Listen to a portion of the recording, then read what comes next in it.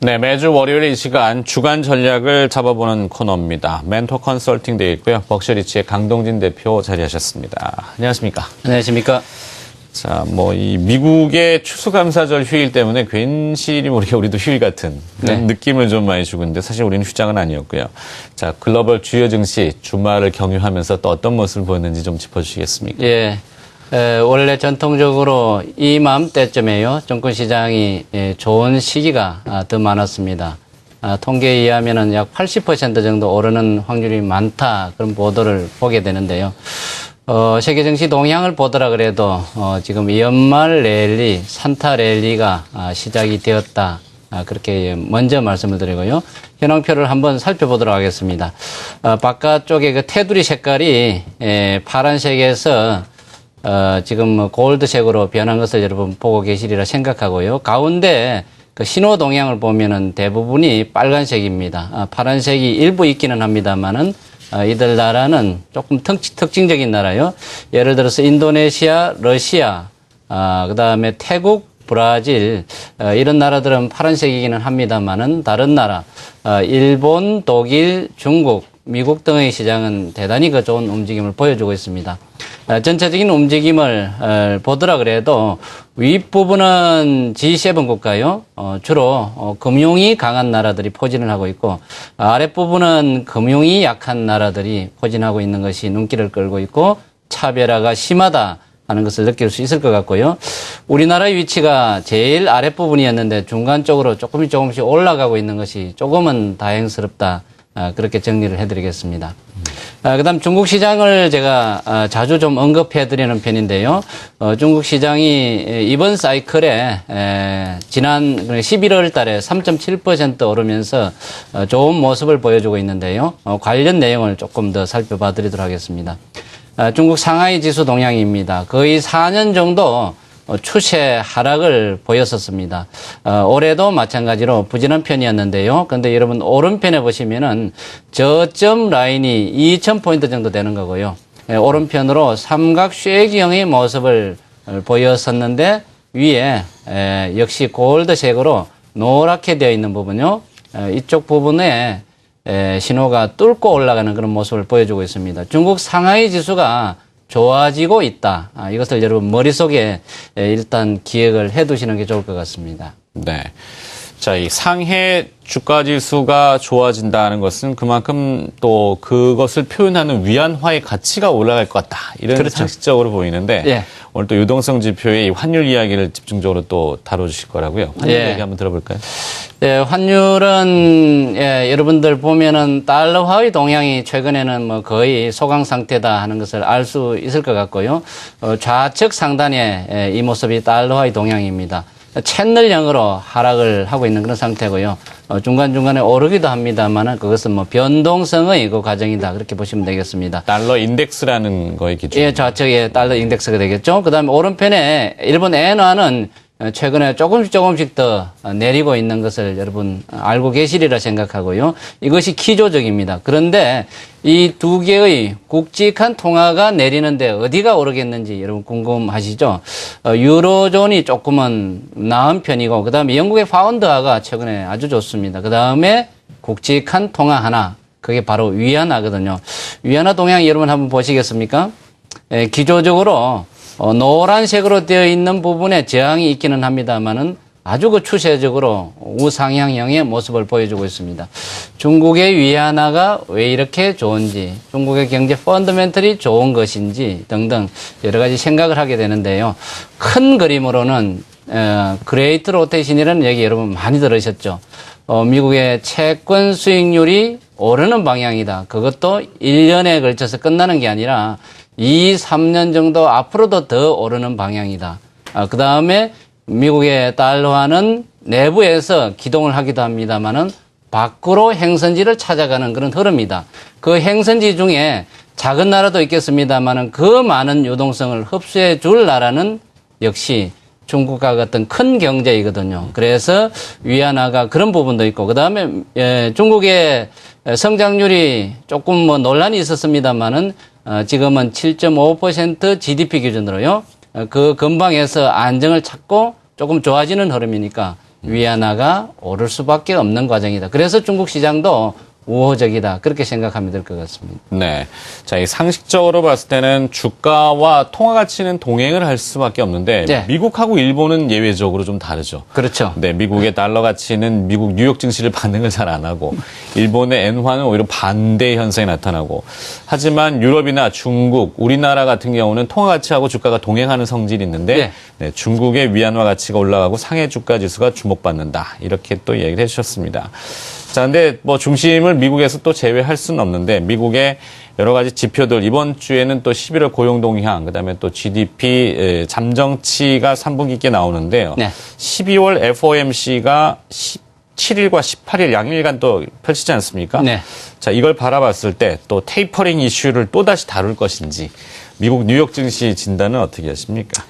예, 미국의 지수가 다우 지수가 지금 오른 지가 33일 됐습니다. 6주 지났는데요. 다른 나라가 11월 조정받을 때 다우 지수만 계속 올랐었습니다. 여러분도 잘 아시는 대로 사상 최고치였고요.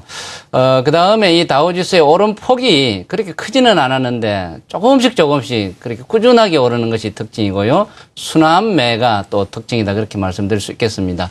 지금의 모멘텀은 두 가지입니다. 하나는 쇼핑 시즌이라는 것이고요.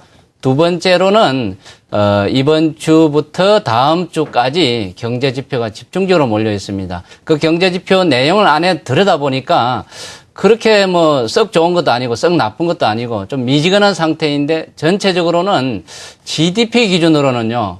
잘하면은 이번 주에 발표될 GDP가 3%대 정도 올라서지 않겠느냐. 그런 기대감이 있거든요. 그러니까 이제 유동성이 기동하게 된다. 그렇게 이해하시면 되겠습니다. 이번 주 지표하고 지난주에 발표된 지표를 간단히 소개해드리면은 지난주 수요일 날 내구재 주문 수치 발표가 있었는데 이것이 예상보다는 둔화되었습니다. 지난달에 좀 좋았던 부분이 있기는 합니다만은 그 다음에 ISM 제조업 지표, 그 다음에 ISM 서비스업 지표 등등이 줄줄이 발표가 예정으로 되어 있고요. 주말에는 고용 지표 발표가 예정되어 있습니다. 그래서 미국 시장이 이렇게 잘 간다 그렇게 보시면 되겠고요. 그 다음에 종목 특징을 보면은 제가 쇼핑 시즌이라는 말씀을 드렸는데 아마존이 지난주에 올라가지고요 사상 최고치를 경신을 했습니다. 그 외에도 전자제품의 양판점이라 할 수 있죠. 우리나라의 하이마트 같은 베스트바이가 역시 많이 올랐습니다. JC페니도 올랐고요. 그다음 기술주들의 움직임도 좋았습니다. 마이크로소프트가 1%대 후반으로 오르면서 역시 사상 최고치를 경신을 했습니다. 애플의 움직임도 좋았고요. 반도체주 중에서는 텍사스 인스트루먼트가 올라서 역시 사상 최고치를 경신을 했습니다. 미국 종목들은 이와 같이 군데군데 사상 최고치를 경신한 종목을 자주 볼 수 있는 것이 특징이다. 그렇게 말씀을 드리겠습니다. 네. 자, 이런 것들을 다 취합해 본 결과, 결국에는 우리 시장은 어떻게 될 것이냐라는 부분인데요. 이제 연말입니다. 우리 시장 전고점을 좀 넘을 수 있을지. 증권가에서는 뭐 한 2,100포인트는 그래도 무난하게 넘지 않겠느냐 이런 전망도 많던데요. 네. 네. 우리 강동진 대표는 어떻게 보십니까? 뭐 이제 희망사항이 있죠. 네. 예, 지금 이제 2,050포인트 코스피 기준으로요. 그 근방에 올라와 있는데 황금 분할선이라고 제가 자주 소개를 해드리는데 그럼 책에 있는 내용은 아니고 제가 임의로 지어놓은 행선이거든요. 그 황금 분할선의 위치가 2060포인트입니다. 말씀을 드렸는데요. 그 근방에서 계속 저항을 몇 번 받았습니다. 이걸 뚫고 가면은 그 위에 2150이라는 선이 있습니다. 제가 잘하면은 2150선까지 도달할지도 모르겠다 그랬는데 2050, 2060에서 에너지 소모를 너무 많이 해가지고요. 거기 가기에는 약 100포인트 정도 남았거든요. 조금은 무리지 않을까 그런 생각이 들기는 합니다만은 그러나 지금 코스피가 매수 신호가 나간 지 2주일밖에 안 됐습니다. 정상 과정이 약 2주 정도 더 남았거든요. 그래서 이 남은 기간에 어떤 움직임을 보일지 수급은 대단히 좋거든요. 그래서 뭐 2100 정도는 뭐 기대하는 것이 그렇게 뭐 무리는 아니지 않겠느냐 그렇게 생각이 듭니다. 수급 동향을 한번 살펴봐 드리면은요. 제가 지난주 이 시간에 우리 시장에서 공매도의 후유증이 아주 간단치 않다는 말씀을 드렸는데 지금은 공매도했던 물량을 갚아야 되는 그런 부담이 있거든요. 그래서 활발하게 숏 커버링, 환매수하는 그런 수요가 들어오고 있습니다.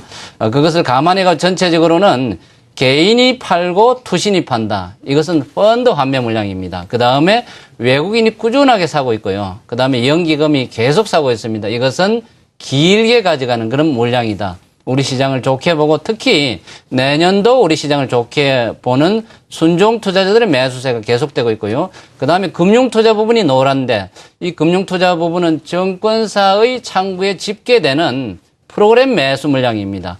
외국인 쪽에서의 선물 매수와 베이시스 호전으로 인한 프로그램 매수가 계속 들어오는 상황이다. 그래서 수급이 호전되고 우리 코스피 쪽에서 보면은 종목별로 순환하는 흐름이 나타나고 있다. 그렇게 보여지고 있고요. 또 다른 한 측면은 제가 중국이 좋다. 그렇게 말씀을 드렸는데 우리 주변의 국가들의 주가가 좋으니까 그와 관련된 종목군이 곳에 따라 오르는 모습이 나타나고 있다. 그렇게 정리해 드리겠습니다. 네. 자, 이 수출이 좋다는데 특히 중국을 상대로 수출을 잘했다는데 IT와 모바일을 굉장히 잘 팔았다는데 네. 그쪽에 대한 공매도 숏이 나왔다는 건 참 이해가 안 됩니다. 그죠?